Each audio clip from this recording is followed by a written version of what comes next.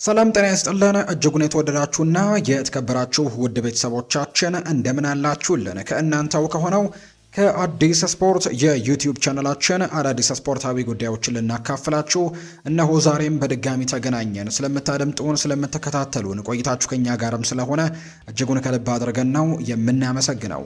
በዛሬ ፕሮግራማችን የተለያዩ ስፖርታዊ ጉዳዮችን ወደ እናንተ እያደረስን ቆይታን የምናደርግ ይሆናል። ከነዚህ መካከል ትልልቆቹን የአውሮፓ ክለቦች የተመለከቱ እጅግ በርከት ያሉ ስፖርታዊ ጉዳዮችን ወደ እናንተ እያደረስን ቆይታን የምናደርግ ነው የሚሆነው። ስለምታደምጡን፣ ስለምትከታተሉን ቆይታችሁም ከኛ ጋር ስለሆነ እጅጉን ከልብ አድርገን እናመሰግናለን። ፉአድ ባህሩ የዛሬውን ፕሮግራም እየመራው ከእናንተ ጋር ቆይታን አደርጋለሁ። እናንተም ቪዲዮአችንን ላይክ፣ ቻናላችንን ሰብስክራይብ እያደረጋችሁ ከኛ ጋር ቆዩ። ትልልቆቹን ክለቦች የተመለከቱ የዝውውር ጉዳዮችን በስፋት እናነሳለን። ከዛ ውጭ ደግሞ የዓለም ዋንጫ ጉዳዮችንም ዛሬ ማንሳታችንን የምንቀጥል ነው የሚሆነው። ፉአድ ባህሩ ፕሮግራሙን እመራለሁ። እስከ ፕሮግራማችን ፍጻሜ ከኛ ጋር እንድትቆዩ በአክብሮት ጋብዛለሁ። ከመሸጋገሪያ በኋላ በድጋሚ እንገናኛለን። አብረን እንቆይ።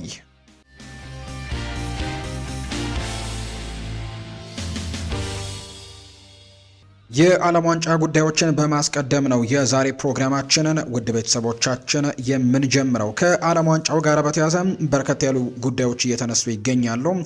የመጀመሪያውን ጉዳይ ስናነሳ ግራኒት ዣካ የተናገረውን ሀሳብ እንመልከት። ልክ እንደ ወይን ነኝ ብሏል። ግራኒት ዣካ ራሱን ሲገልጸው የተናገረበት ሀሳብ ነው። የስዊዘርላንድ ብሔራዊ ቡድን አማካይ የሆነው ግራኒት ዣካ ከሀገሩ ጋር ለሩብ ፍጻሜ በመብቃቱ መደሰቱን ጭምር ይናገራል። ምን እየተፈጠረ እንዳለ አላውቅም ያለው ዣካ፣ ነገር ግን እኔ ልክ እንደ ወይን ነኝ፣ እድሜ ሲጨምር የተሻለና ጥራት ያለው ተጫዋችም እየሆንኩኝ ነው ሲልም ጭምር ይናገራል። ግራኒት ዣካ ሲናገርም ከቡድን አጋሮቼ ጋር ከአሰልጣኞቼ ጋር ትልቅ ልምድም መውሰድ ይጠቅሞኛል የሚለው ግራኒት ዣካ የቤተሰብ ድጋፍም አለኝ። ያንን ልምድ ተጠቅሜ ደግሞ ለሀገሬ ያለኝን ነገር በሙሉ መስጠት ፈልጋለሁ ሲልም የተናገረው። አክሎም የሚደረገው ነገር ላይ ኮራለሁ። 33 ዓመቴ ቢሆንም አሁንም ብዙ መስጠት እንደምችል ይሰማኛል። ያለኝ አቅም በትክክል ደረጃ ለመፎካከርም አሁንም ያስችለኛል ሲልም ጭምር ነው የተናገረው። ግራኒት ዣካ ትላንትና ሌሊቱን በተደረገ ጨዋታ የሀገሩ ስዊዘርላንድ ኮሎምቢያን በተለይ በዚህ ውድድር ላይ በጣም ጠንካራ ተፎካካሪ ከሚባሉና ምናልባት ረጅም ርቀቶችን ሊጓዙ ይችላሉ ተብለው ከተጠበቁ ብሔራዊ ቡድኖች መካከል አንደኛው የሆነውን የኮሎምቢያ ብሔራዊ ቡድን ጥለው ወደ ሩብ ፍጻሜው ማለፋቸውን አረጋግጠዋል። በቀጣይ ከሌላኛዊቷ የላቲን አሜሪካ ተወካይ ከሆነችው የ2022 የዓለም ዋንጫ አሸናፊም ከነበረችው አርጀንቲና ጋር ጨዋታቸውን እንደሚያደርጉ ነው የወጣላቸው መርሃ ግብር የሚያሳየው። ከአርጀንቲና ጋር ግን ለመጋፈጥ ዝግጁ ናቸው የሚል ጥያቄ ቀርቦለት ነበር። የስዊዘርላንድ ብሔራዊ ቡድን አሰልጣኝ የሆነው ሙራት ያኪን ነው ይሄ ጥያቄ ቀረበለት። አዎ ከዓለም ሻምፒዮኖች ጋር እንጋፈጣለን፣ እናም ደግሞ ይህ እድልም ለኛ ከማግኘት የበለጠ የሚያምር ነገር የለም ሲልም ጭምር ነው የሚናገረው። ነገር ግን ባለፉት ሁለት ጨዋታዎች አርጀንቲና ልትጎዳ እንደምትችል በደንብ ያየንበት ነው። ድክመታቸውን መጠቀም አለብን። ከታክቲካል እይታ አንጻር በጣም አስደሳች ጨዋታ ይሆናል ብዬ አስባለሁ። እናም የዓለም ሻምፒዮኖችን መጣል እንደምንችልም አምናለሁ ሲልም ጭምር ነው የስዊዘርላንድ ብሔራዊ ቡድን አሰልጣኝ ሀሳቡን እየሰጠ የሚገኘው። ከትላንትናው የአርጀንቲና ብሔራዊ ቡድንና የግብጽ ብሔራዊ ቡድን ጨዋታ ጋር በተያያዘ በርካቶች የተለያዩ አይነት ሀሳቦቻቸውን እየሰጡ ነው የሚገኙት። አሁን ላይ በተለይ የግብጽ ብሔራዊ ቡድን በጣም በደል ደርሶብናል የሚሉ አይነት ሀሳቦችን እየተናገሩ እንደሚገኝ የሚታወቅ ጉዳይ ነው። ግብጽ በአርጀንቲና ላይ ከደረሰባት አነጋጋሪ የዓለም ዋንጫ ሽንፈት በኋላ ለፊፋ ግን በይፋም ቅሬታዋን እንዳስገባች ነው ይፋ እየተደረገ የሚገኘው። የግብጽ እግር ኳስ ፌዴሬሽን ዳኛው ፍራንሷ ላቴዥያ እና ደግሞ የዳኝነት ቡድኑ ላይም ምርመራዎች እንዲደረግ እንደጠየቁ ጭምር ነው የግብጽ እግር ኳስ ፌዴሬሽን ይፋ ያደረገው። ፌዴሬሽኑ በርካታ ተቃራኒ ውሳኔዎች ለነሱ ላይ እየተካሄደባቸው እንደነበር ወይም እንደተወሰነባቸው ተቃራኒ ውሳኔዎች በጣም እንደተወሰነባቸው ጭምር ነው ይፋ ያደረጉት። የግብጽ እግር ኳስ ፌዴሬሽን ሲናገር አንደኛ የተሻረባቸው ጎልን እንደ ምክንያትነት አንስተዋል። ሌላኛው ያልተሰጠው ፔናልቲም አለ ብለዋል። ለሁለት ቡድኖች የተለያየ መመዘኛ ተተግብሯል ወይም ደግሞ ደብል ስታንዳርድ ተጠቅመዋል የሚል አይነት ሀሳብን ጭምር ነው ያነሱት። ለአርጀንቲና ተመሳሳይ አይነት ጥፋት ተፈጽሞ ሌላ ውሳኔ እንዲሁ ደግሞ ለግብጽ ብሔራዊ ቡድን ሌላ ውሳኔ ተደርጎብናልና ይህ ነገር ትክክል አይደለም ሲሉ ጭምር ነው የተናገሩት። በተጨማሪም ዳኛው ላቴዥያ በቀሪው የዓለም ዋንጫ ጨዋታዎች ላይ እንዳይመራም ከውድድሩ እንዲታገድም ጭምር ነው ለፊፋ ጥያቄዎች እንደቀረቡት የሚያሳየው መረጃዎችን እየተመለከትን የምንገኘው። እንግዲህ ይሄ ቅሬታ እንደቀረበለት ፊፋም ይፋ አድርገዋል። ግብጽ የትላንትናው ጨዋታን የመሩት ዳኞች ላይ ምርመራ እንዲደረግ ለፊፋ በይፋ ጥያቄ እንዳቀረበች አምነዋል። ግብጽ ሁለተኛ ጎላቸው ለምን እንደተሻረና አርጀንቲና ሶስተኛ ጎል ስታስቆጥር የነበረው ክስተት እንዲጣራ ምን የጠየቀችው። በተጨማሪም የጨዋታው ፈረንሳዊ የመሃል ዳኛ የሆኑት ፍራንኳ ላቴዥያ ከውድድሩ እንዲታገዱ ጭምር ነው ጥያቄ የቀረበው። ፊፋ በበኩሉ የቀረበውን ቅሬታ አይቶ ዳኛውን ከውድድሩ ያግዳል ተብሎ እንደማይጠበቅ ነው የተነገረው። አወዳዳሪው አካል ፊፋ የዳኛውን የጨዋታ አፈጻጸም እንደሚገመግመው ግን ይፋ ተደርጓል። በሌላ በኩል ፈረንሳይ በውድድሩ የምታደርገው ጉዞ ታይቶ ዳኛው በቀሪ ጨዋታዎች ላይ ላይመደቡ እንደሚችሉ ጭምር ነው የተነገረው። ዳኛው ከጨዋታ በኋላ በማህበራዊ ትስስር ገጻቸውም በጊዜያዊነት ከእይታ ደብቀዋል የሚሉ አይነት ሀሳቦችም ጭምር እየተነሳ እንደሚገኝ ነው ዘገባዎች የወጡት። ከጨዋታው በኋላ በጣም ብዙ ውዝግቦች የተነሱበት፣ በጣም ክርክሮች የተነሱበት ውሳኔዎች እንደነበሩ የሚጠቁሙ መረጃዎችን ነው እየተመለከተን የምንገኘው። ያም ሆነ ይህ ግን አርጀንቲና ጨዋታዋን ከመመራት ተነስታ ከ2-0 መመራት ተነስታ 3-2 አሸንፋ ወደ ቀጣዩ ዙር ማለፏን የምናስታውሰው ጉዳይ ነው። ሌላኛው ከዚሁ ከዓለም ዋንጫ ጋር በተያያዘ የምናነሳው ጉዳይ የዓለም ዋንጫ ሩብ ፍጻሜ ተፋላሚ 8 ብሔራዊ ቡድኖች ተለይተው መታወቃቸውን እናስታውሳለን። ከነዚህ ቡድኖች ውስጥ 17 ተጫዋቾች በስማቸው አንድ ቢጫ ካርድ ተመዝግበው የሩብ ፍጻሜ ጨዋታቸውን እንደሚያደርጉ ነው የተነገረው። ይህ ማለትም በሩብ ፍጻሜ ጨዋታ ላይ እነዚህ ከ17 ተጫዋቾች መካከል ቢያንስ ማለት ነው እነዚህ ተጫዋቾች የቢጫ ካርድ የሚመለከቱ ከሆነ በቅጣት ምክንያት የግማሽ ፍጻሜውን እንደሚያልፋቸው ነው መረጃ ምንጮቹ ይፋ እያደረጉ የሚገኙት። በእንግሊዝ ብሔራዊ ቡድን በኩል 3 ወይም 4 ያክል ተጫዋቾች ስማቸው ተነስቷል። ጁድ ቤሊንጋም አንደኛው ነው። የአርሰናሉ ዴክላን ራይስ ስሙ ተነስቷል። ኒኮ ኦራይሊ እና ማርክ ጉሂ በዚህ ስጋት ውስጥ ያሉ ተጫዋቾች እንደሆኑ ተነግሯል። በእንግሊዝ ብሔራዊ ቡድን በኩል 4 ተጫዋቾችን ተመልክተናል። በሞሮኮ ብሔራዊ ቡድን በኩልም እንዲሁ ኢሳ ዲዮፕ አንደኛው ነው። ከዛ ውጪ አችራፍ ሀኪሚ፣ ሬድዋን ሀልሃል፣ ከዛ ውጪ ቢላል ኤል ሁኑስ እነዚህ በቢጫ ካርድ የተመለከቱና በሩብ ፍጻሜው ሌላ ቢጫ ካርድ የሚመለከቱ ከሆነ በግማሽ ፍጻሜው ጨዋታ ላይ ቅጣት የሚጠብቃቸው ናቸው። ስዊዘርላንድ ብሔራዊ ቡድን ውስጥ ግራኒት ጃካ፣ ደኒስ ዘከሪያ እና እንዲሁ ደግሞ ሚሮ ሚሆም የተባለ ተጫዋችም እነዚህ ለቅጣት የተቃረቡ ተጫዋቾች ናቸው። በፈረንሳይ በኩል 2 ተጫዋቾች ናቸው፣ ማኑ ኮኔ እና ማይክል ኦሊሴ። በስፔን ብሔራዊ ቡድን በኩል ፌራን ቶሬስ በዚህ ዝርዝር ውስጥ አለ። በኖርዌይ ብሔራዊ ቡድን በኩል አንቶኒዮ ኑሳ፣ በቤልጅየም ብሔራዊ ቡድን በኩል ብራንደን ሚሼል፣ በአርጀንቲና በኩል ደግሞ ጎንዛሎ ሞንቲያል በዚህ የቅጣት ስጋት ውስጥ ያሉ ተጫዋቾች እንደሆኑ ነው ይፋ እየተደረገ የሚገኘው። አሰልጣኝ ዝላትኮ ዳሊች ከኃላፊነት ለቀዋል። የክሮኤሺያ ብሔራዊ ቡድን አሰልጣኝ የነበሩት ዝላትኮ ዳሊች ከቡድኑ ስንብት በኋላ ከኃላፊነት መሰናበታቸውን የተነገረው። ብሔራዊ ቡድኑ በፖርቱጋል ተሸንፎ ከዓለም ዋንጫው ከ32ቱ ጥሎ ማለፍ ውጪ መደረጉ ይታወሳል፣ ወይም መሰናበቱ የሚታወስ ነው። የ59 ዓመቱ አሰልጣኝ ዝላትኮ ዳሊች ከ9 ዓመታት ቆይታ በኋላ ከክሮኤሺያ ጋር ሊለያዩ እንደቻሉ ጭምር ነው ይፋ የተደረገው። ለ9 ዓመታት የክሮኤሺያ ብሔራዊ ቡድን አሰልጣኝ እንደነበሩ ነው የተነገረው። እንግዲህ የክሮኤሺያ እግር ኳስ ፌዴሬሽንም ይፋዊ መግለጫን አውጥቷል። በሀገሪቱ እግር ኳስ ታሪክ ታይቶ የማይታወቅ ታላቅ ስኬትን ያስመዘገበው አሰልጣኝ ዝላትኮ ዳሊች ለ9 ዓመታት የዘለቀው የብሔራዊ ቡድን አሰልጣኝነት ኃላፊነቱ በይፋ መልቀቁ ነው የተረጋገጠው። የ57 ዓመቱ ዝላትኮ ዳሊች ይህንን ውሳኔ ያስታወቀውም ክሮኤሺያ በ2026 የዓለም ዋንጫ የ32ቱ የጥሎ ማለፍ ዙርም በፖርቱጋል ብሔራዊ ቡድን 2-1 ተሸንፋ ከውድድሩ ውጭ መሆኗን ተከትሎ ነው። ከፌዴሬሽኑ ፕሬዝዳንት ማሪያ ደግሞ በነበረው እንግዲህ ማሪያ ኩስቲች ጋር በነበረው ይፋዊ ስብሰባ ላይ መሰናበታቸው ይፋ ተደርጓል። ከብራዚል ስንብት በኋላ በብሔራዊ ቡድኑ አውሮፕላን ወደ ሀገር ቤት የተመለሰው አንድ ተጫዋች ብቻ እንደሆነ ይፋ ተደርጓል። እሱም ዳኒሎ ነው። ዳኒሎ ከአሰልጣኝ አባላት ጋር ቀሪ የብሔራዊ ቡድን ልዑካን አባላት ጋር በመሆን አንድም ተጫዋች ሌላ ተጫዋች የለም፣ እሱ ብቻ ዳኒሎ ብቻና ሌሎች የአሰልጣኝ አባላት ጭምር የተሳተፉበት ጉዞ ብቻ ነው የተደረገው። ቀሪዎቹ የብሔራዊ ቡድን ተጫዋቾች የራሳቸውን የትራንስፖርት አማራጭ መጠቀማቸውን የተነገረው። ተጫዋቾቹ የእረፍት ጊዜያቸውን ለማሳለፍ ወደ ተለያዩ አካባቢዎችም መሄዳቸው ጭምር ይፋ እንደተደረገ ነው የመረጃ ምንጩ የጠቀሰው። አሁን ደግሞ ክለቦችን የተመለከቱ ስፖርታዊ ጉዳዮችን ወደ እናንተ እናደርስ። ውድ ቤተሰቦቻችን የማንቸስተር ዩናይትድ ጉዳዮችን በማስቀደም እንጀምር። ማይክል ካሪክ ይናገራል። በሊጉ ካሉ ምርጥ ቡድኖች ጋር ተፎካክረን ዋንጫ ማሸነፍ እንደምንችል እናውቃለን ብሏል። የማንቸስተር ዩናይትድ ከጊዜያዊ አሰልጣኝነት ወደ ቋሚ አሰልጣኝነት የተሸጋገረው እንግሊዛዊው ማይክል ካሪክ ሲናገር ዩናይትድ ከሌሎች ትልልቅ ቡድኖች ጋር ተፎካክሮ ዋንጫ ማምጣት የሚችልበት ደረጃ ላይ ደርሷል ሲልም ነው የሚናገረው። ነገር ግን አሁን ላይ ዋናው ነገር ይህንን ጥንካሬ በሁሉም የፕሪሚየር ሊግ ጨዋታዎች በቋሚነት ማሳየት ይኖርብናል ሲል ይናገራል። እንዲሁም ደግሞ ለምንወዳደርባቸው ዋንጫዎችም ሁሉ መፋለም የሚያስችል ዝግጅትን ማድረግ አለብን ሲል ማይክል ካሪክ ጨምሮ እየተናገረ ነው። ያንን ካደረግን ያለንበት ቦታ ላይ እንደምንደርስም እርግጠኛ ነኝ ሲልም ጭምር እንዲሁ ይናገራል። ትልቅ ደረጃ ላይ መድረስ እንችላለን ሲልም ጭምር ነው የተናገረው። ለዛም ነው አሁን ላይ የዩናይትድ ትክክለኛ ማንነት የሆኑትን ታላላቅ የጨዋታ ጊዜያትን በመመለስ ወደ ቀጣዩ የከፍታ ደረጃ ለመሸጋገርም እየሰራን እንገኛለን ሲልም ነው ማይክል ካሪክ ጨምሮ የተናገረው። ትላንትና በጣም በርከት ያሉ ጉዳዮችን አሰልጣኝ ማይክል ካሪክ አንስተዋል። ከዝውውር ጉዳዮች ጋር ያነሳቸው ጉዳዮች አሉ። ከዛ ውጪ የፕሪሲዝን ቆይታቸውን በተመለከተ አንዳንድ መረጃዎችንም እንዲሁ ሲያነሳ ጭምር ተመልክተናል። ዛሬ ከሰማናቸው ያልተጠበቁ መረጃዎች መካከል አንደኛው ከወደ ጣሊያን በጣም ታማኝ ከሚባሉ የዝውውር ዘጋቢዎች መካከል አንደኛው የሆነው ጂያንሉካ ዲ ማርሲዮ ይፋ ያደረገው መረጃ ነው። የጣሊያኑ ክለብ ዩቬንቱስ የማንቸስተር ዩናይትዱን ብሩኖ ሚጌል ፈርናንዴዝን ማስፈረም ይፈልጋል የሚል አይነት መረጃ ነው ጂያንሉካ ዲ ማርሲዮ ይፋ ያደረገው። የጣሊያኑ ክለብ ዩቬንቱስ በዘንድሮ የዝውውር መስኮት ብሩኖ ፈርናንዴዝን ለማስፈረም ከፍተኛ ፍላጎት እንዳለው ይናገራል። ይኸው የጣሊያን የመረጃ ምንጭ ምንም እንኳን ሁለቱም ወገኖች እስካሁን በይፋዊ ድርድር ውስጥ ባይሆኑም የፖርቱጋላዊውን ተጫዋች ዝውውር ግን ማጠናቀቅ እጅግ አስቸጋሪ እንደሆነ ያውቃሉ ብሏል። የዩቬንቱስ ቡድን ያን ነገር ጠንቅቀው እንደሚያውቁ ነው የሚናገረው።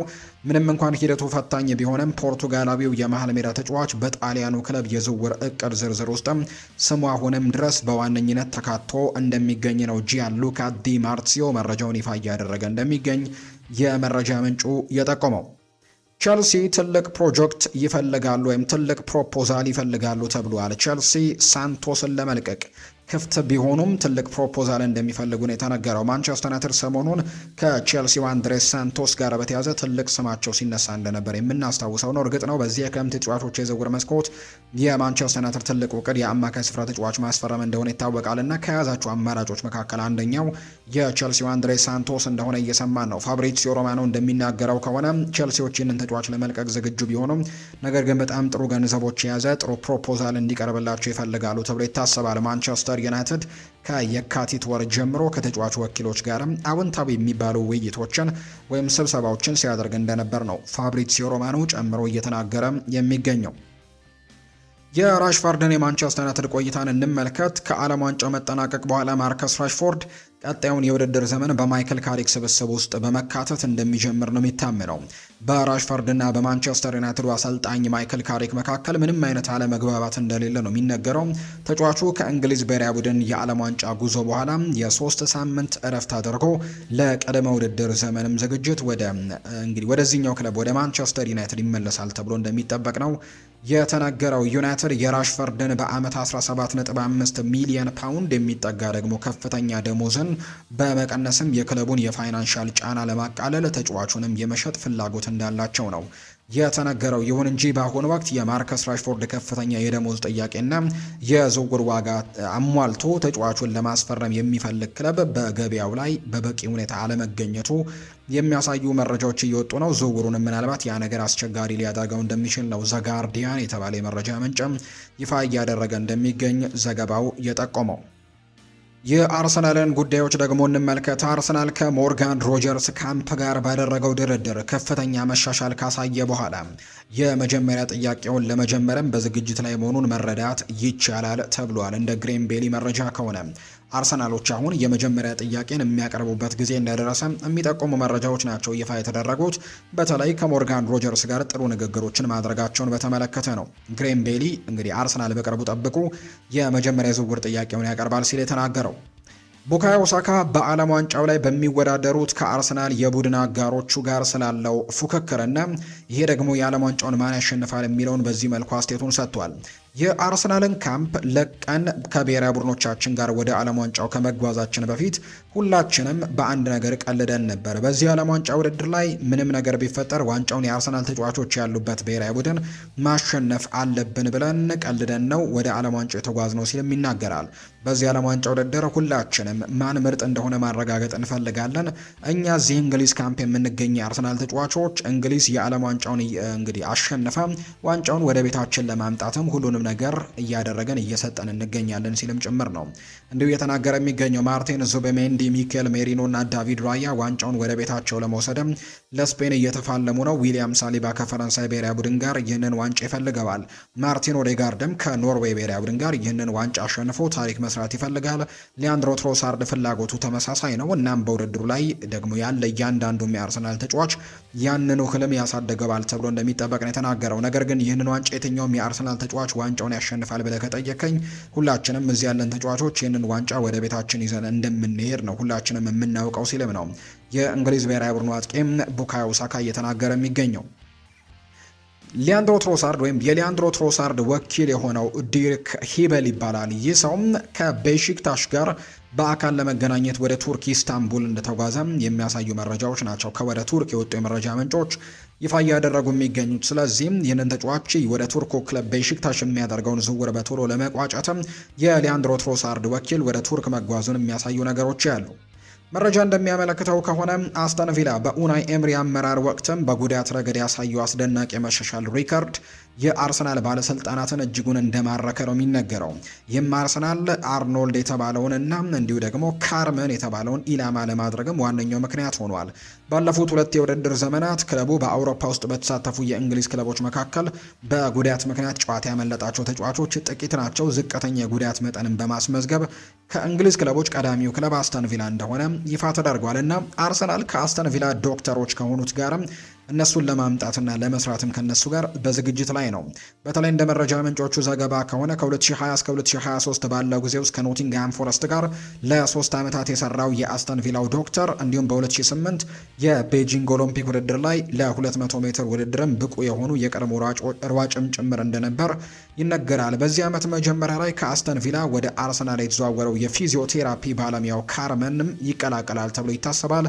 በተጨማሪም አርሰናል ሌላኛውን ባለሙያ ኤንሪኮ አንጉሎን ከስፔኑ ክለብ 12 ዓመታት ከቆየ በኋላ ከሪያል ቤቲስ ለማስፈረምም እቅዶች ያሉት ከስፖርቲንግ ብራጋ የአካል ብቃት አሰልጣኝ የሆነው አንቶኒዮ ጎሜዝን ለማምጣትም እናም ደግሞ ከ29 ዓመቱ ከባየር ሌቨርኩዘን የአካል ብቃት አሰልጣኝም ሆዜ ሂሚኔስም ስታፍን ይቀላቀላል። ቀደም ሲል ሁለቱ ሰዎች በካዲስ አብረው እንደሰሩ የሚታወስ ነውና አርሰናል የጉዳት መጠኑን ለመቀነስ ሊረዷቸው የሚችሏቸውን ሰዎች በሙሉ በዚህ የዝውውር መስኮት ለማምጣትም ትልቅ ጥረቶችን እያደረጉ እንደሚገኙና እንግዲህ የሕክምና ክፍሉንም በደንብ ለማጠናከር ጥረቶችን እያደረጉ እንዳለ ነው እየሰማን የምንገኘው። የሊቨርፑል ጉዳዮችን ወደ እናንተ እናደርስ። የሳዑዲ አረቢያ እንዲሁም የአሜሪካ ክለቦች ሙሐመድ ሳላህ ላይ ትልቅ ፍላጎት እንዳላቸው ፋብሪዚዮ ሮማኖ ይፋ አድርጓል። ሙሐመድ ሳላህ እንግዲህ አሁን የዓለም ዋንጫ ጉዞን ማጠናቀቁ ይታወሳል። ትናንትና በአርጀንቲና ብሔራዊ ቡድን ከተሸነፉ በኋላ በቀጣይ ስለ ዝውውር ጉዳዩ ጠንክሮ እንደሚሰራ ይነገራል። የሳዑዲ አረቢያ ክለቦች አሁንም ይህንን ተጫዋች ለማስፈረም በጣም ትልቅ ጥረቶችን እያደረጉ እንደሚገኝ ነው የተገለጸው። የሙሐመድ ሳላህ የቀድሞ ክለብ ሮማም ጭምር ወደ ክለቡ መልሶ የማምጣት እድሉን እየተመለከተ እንደሚገኝ ሉዊስ ስቲል መረጃውን ይፋ አድርጓል። እንዲሁም የጣሊያን ትልቁ ክለብ ዩቬንቱስም ፍላጎት አሳይተዋል። ሆኖም ግን ሁለቱም ክለቦች የጣሊያን ክለቦች በፋይናንስ ጉዳይ ምክንያት ዝውውሩን ለማጠናቀቅ በጣም ሊቸገሩ እንደሚችሉ ነው ሉዊስ ስቲል መረጃውን እያጋራ እንደሚገኝ የመረጃ ምንጩ ይፋ ያደረገው። በዚሁ የቸልሲ ጉዳዮችን የምንንገራችሁ ጄሲ ዴሪ የቸልሲ ታዳጊ ከሚባሉ በጣም ጥሩ ከሚባሉ ተጫዋቾች አንደኛው ወደ ስፖርቲንግ ሊያመራ እንደሆነ ይፋ ተደርጓል። ዝውውሩ መጠናቀቁ ነው ፋብሪዚዮ ሮማኖ ይፋ ያደረገው። እስከ ሰኔ 2027 ድረስ የሚቆይ የውሰት ውል ስምምነትም ተጠናቋል። ደሞዙን ሙሉ ስፖርቲንጎች ይሸፍናሉ። እናም ቸልሲ ምንም አይነት የግዢ አማራጭ ውል ውስጥ እንዳላካተቱ ነው የተነገረው። ቸልሲ በዚህ ሳምንት ለጄሲ ዴሪ አዲስ ውልም ማቅረቡ ተፈራርሟል እና አሁን ላይ ለስፖርቲንግ ሊዝበንም በውሰት እንዲለቅም ያስችለዋል ተብሎ እንደሚታሰብ ነው የተነገረው። ጄሲ ዴሪ በሰኔ 2027 ወደ ቼልሲ ይመለሳል ተብሎ እንደሚጠበቅ ነው ፋብሪዚዮ ሮማኖ ይፋ ያደረገው። የኮሞ ፕሬዝዳንት የሆኑት ሱዋሬዞ እንግዲህ ስለ ትሬቨር ቻሎባ ስምምነትም ከኢንተሩ ፕሬዝዳንት ጁሴፔ ማሮታ ጋር ተነጋግረዋል። ጥሩ ግንኙነት አለን ብለዋል። ኮሞና ኢንተር ውድድሩ ካለቀ ብቻም ለቻሎባ ድጋሚ እንደሚወዳደሩ ተነግሯል። ኢንተር ደግሞ ከተጫዋቹ ወኪል ጋርም እየተነጋገረ እንደሚገኝ ነው ፋብሪዚዮ ሮማኖ ይፋ እያደረገ የሚገኘው። ከዛ ውጭ ግን ይህንን ተጫዋች ትሬቨር ቻሎባ ከጣሊያን ፍላጎት እየሳበ ሲሆን የቀድሞው የቼልሲ የቡድን አጋሩ ሩበን ሎፍተስ-ቺክ ጋርም ከተነጋገረ በኋላ ከብሪታንያ ውጭ ወደ ሆነ ሀገርም ለመሄድ ፍላጎቶች እያሳየ እንደሚገኘው ነው ዘ ስታንዳርድ የተባለው የመረጃ ምንጭም ይፋ እያደረገ የሚገኘውና ወደ ጣሊያን ሊያመራ የሚችልበት እድሉ አለው ተብሏል። የኤንዞ ፈርናንዴዝ ወኪል ሃቪየር ፓስቶሬ ከዓለም ዋንጫው በኋላ ለሁሉም ወገኖች የተሻለውን መፍትሄ ለማግኘት ከቸልሲ ጋር ይነጋገራል ብሏል ፋብሪሲዮ። ይህ ታሪክ የጀመረው ቸልሲና ኤንዞ ከህዳር ወር መጨረሻ ከታህሳስ ወር መጀመሪያ ጀምሮ አዲሱን ላይ ስምምነት ላይ መድረስ ባለመቻላቸው መሆኑ ተነግሯል። ስለዚህም የአዲሱ ውሉ ነገርም አሁንም በኤንዞ ፈርናንዴዝና በቸልሲ መካከል ችግር ሆኖ እንደቀጠለ ነው የሚነገረው። ኤንዞ ፈርናንዴዝ ይናገራል። አሁን ስለ ወደፊት ህይወቴ እያሰብኩኝ አይደለም። እኔ እዚህ አስደናቂ ጊዜያቶችን ከብሔራዊ ቡድኔ ጋር እያሳለፍኩኝ ነው። ከዓለም ዋንጫ በኋላ የሚሆነውን እንመለከታለን ብሏል። ከደዝን ቴሌቪዥን ጣቢያ ጋር በነበረው ትናንትና ከጨዋታ በኋላ በነበረው ፕሮግራም ላይ ነው ይህን ሀሳብ የሰጠው። የቸልሲ ምንጮች ኤንዞ በሚቀጥለው ሲዝን በቸልሲ እንደሚጫወትና አሁንም ከፍተኛ ደረጃ የተሰጠውና የተከበረ የቡድን አባል እንደሆነ አጥብቀው እንደሚናገሩ ነው ቦቢ ቪንሰንት ሀሳቡን እየተናገረ የሚገኘው። ግራኒት ዣካ ከቸልሲ ፍላጎት ቢኖርም በሰንደርላንድ እንደሚቆይ ነው የተረጋገጠው። ሰንደርላንዶች ከመጀመሪያው ቀን ጀምሮ ቤት ሆነውኛል፣ እኛ ደግሞ ሁላችንም በጣም ደስተኞች ነን። ያለሁበት ክለብን ለመቀጠልም ወሰኛለሁ። ከሁሉ በላይ ቤተሰቤ ይበልጥ ያስፈልገኛል። ከሰንደርላንድ ጋርም ታሪክ ለመስራትም ዝግጁ ነኝ ሲልም ጭምር ነው ይሄ ተጫዋች እየተናገረ እንዲሁ የሚገኘው። የሪያል ማድሪድ ጉዳዮችንም እንንገራቸው። ፋራን ጋርሲያ የስፔኑን ሪያል ቤቲስ በ4 ሚሊዮን ዩሮ እና የተጫዋቹ 50 በመቶ መብትም ለሪያል ማድሪድ በመስጠት ለመቀላቀል ከጫፍ እንደደረሰ ይፋ ተደርጓል። በሴሪኤው ክለብ የ4 ዓመታት ኮንትራትም የሚፈርም ይሆናል የሚል መረጃ ነው ኤል ቼሪንጊቶ የቴሌቪዥን ጣቢያ ይፋ ያደረገው። ዩቬንቱሶች ብራሂም ዲያዝን ለማስፈረም ከመጋረጃ ጀርባ በከፍተኛ ሁኔታ እየሰሩ ነው። አሰልጣኝ ሉቺያኖ ስፓሌቲ ተጫዋቹን እንደ ዋና ኢላማ የሚመለከተው ሲሆን በዕለት ተዕለት ስብሰባዎች ላይም እሱን ለማስፈረም ጥረቶችን እያደረገ ነው። የተጫዋቹ አቋም ቢገለጽም ሆነ በሚስጥርም በጣም ቁርጠኛና ግልጽ ነው። በሪያል ማድሪድ ቤት ለመቀጠል ያለው ፍላጎት ለዩቬንቱስ አሁንም እንዳሳወቀ ነው እየተነገረ እንደሚገኝ ፋብሪዚዮ ሮማኖ ይፋ ያደረገው። ሪያል ማድሪድ ፌዴሪኮ ቫልቬርዴን ከዚህ በኋላ በካፕቴንነት እንደማይቀጠል ይፋ አድርገዋል። ጆዜ ሞሪኒዮ ራሱ ካፕቴን የሚመርጥ ይሆናል ተብሎ ነው የሚጠበቀው። ብራዚል ለቀጣዩ የ2030 የዓለም ዋንጫ ተፎካካሪ ቡድን እንዲገነባም እንዲመራ በካርሎ አንቸሎቲ ላይ 100% ሙሉ እምነት አላት ተብሏል። ባለፈው ዓመት ቡድኑን ከተቀላቀለበት ጊዜ ጀምሮ በሰራው ስራና በታየው ደግሞ መሻሻልም እምነት አላቸው። ስለዚህም በሚቀጥለው የዓለም ዋንጫ ላይም ይህንን ብሔራዊ ቡድን ከካርሎ አንቸሎቲ ውጪ ሌላ ሰው እንዲመራው ፍላጎት እንደሌላቸው ነው የመረጃ ምንጩ እየጠቆመ እንደሚገኝ ዘገባው የጠቆመው።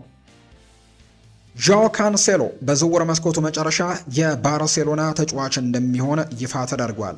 እስከዛ ድረስ በአልሂላልና በባርሴሎና መካከል ያለው ድርድርም ይቀጥላል ተብሎ ይታሰባል። ዣኦ ካንሴሎ ከጥር የዝውውር መስኮት ጀምሮ ፍላጎቱን በግልጽ ተናግሯል። ባርሴሎናን መቀላቀል ብቻ እንደሚፈልግ ነው ፋብሪዚዮ ሮማኖ የተናገረው።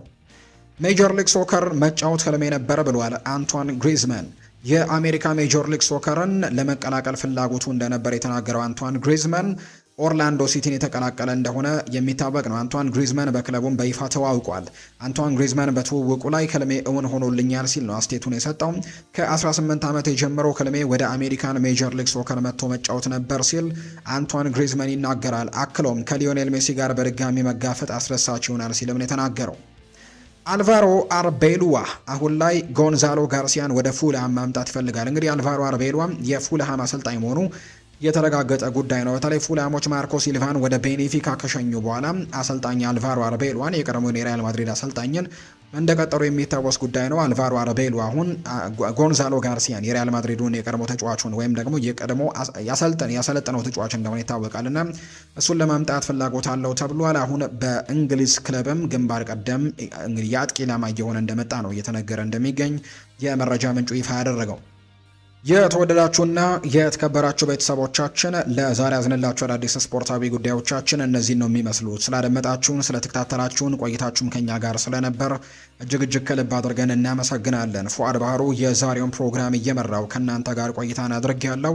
በቀጣይ ፕሮግራሞቻችን ሌሎች ስፖርታዊ ጉዳዮችን፣ ሌሎች አዳዲስ መረጃዎችን አካተን በድጋሚ ተመልሰን የምንገናኝ ይሆናል። ለዛሬ ግን ስላደመጣችሁኝ፣ ስለተከታተላችሁኝ ቆይታችሁም ከኛ ጋር ስለነበር እጅግ ከልብ አድርገን እናመሰግናለን። በቀጣይ ፕሮግራሞቻችን እስክንገናኝ ድረስ መልካም ጊዜ፣ መልካም ቀን እንዲሆንላችሁም ነው በአክብሮት የምመኘው።